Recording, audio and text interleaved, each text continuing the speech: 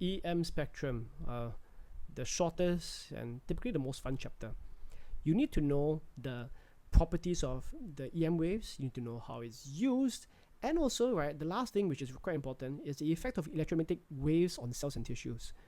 So, properties of electromagnetic waves, these are the basic few things. One, they are all transverse waves.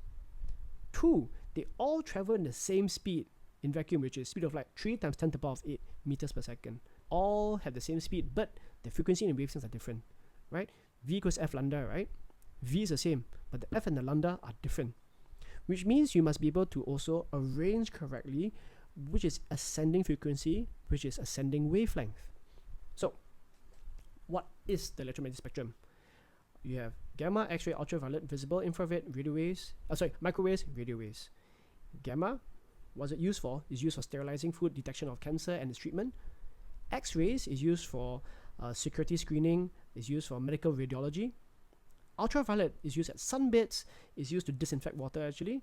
You can also say it's used for forgery, but don't say forgery, say banknote authentication.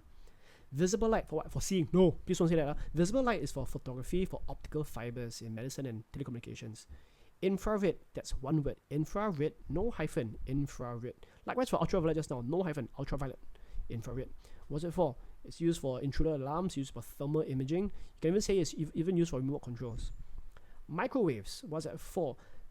You can say it's used in a microwave oven, yes, but more importantly, you talk about it, it's used for cell phones and satellite television. And finally, radio waves, there's two words. Radio waves is used for television communication and radio communication. So what's the order? What we have is, we did a couple of ways of doing it. The nice way of saying it is Ronald McDonald is very unique, extra good, right? So that's RMIVUXG.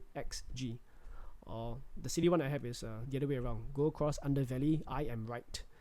So that just gives the order. You must remember gamma is going to be, wow, that one's super jialat, right? If you're exposed to gamma rays, as you learned already in the chapter of radiation, ionization is going to be really bad. So that has the highest energy, and highest energy has to do with highest frequency. So gamma has highest frequency, radio waves has the shortest frequency. Lowest frequency. Sorry, I said wrongly. Wavelength. Radio waves can go far distances, all the way up into the cosmos, right? That's why it's used for astronomy.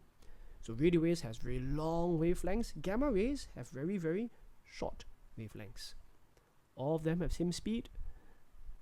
You can use V equals to F lambda to find the frequency or the wavelength.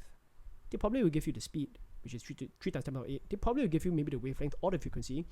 Use V equals to F lambda to find either or, right? But you will have to remember the order and the usage. These things definitely will be tested, right? Because the syllabus document says properties, applications.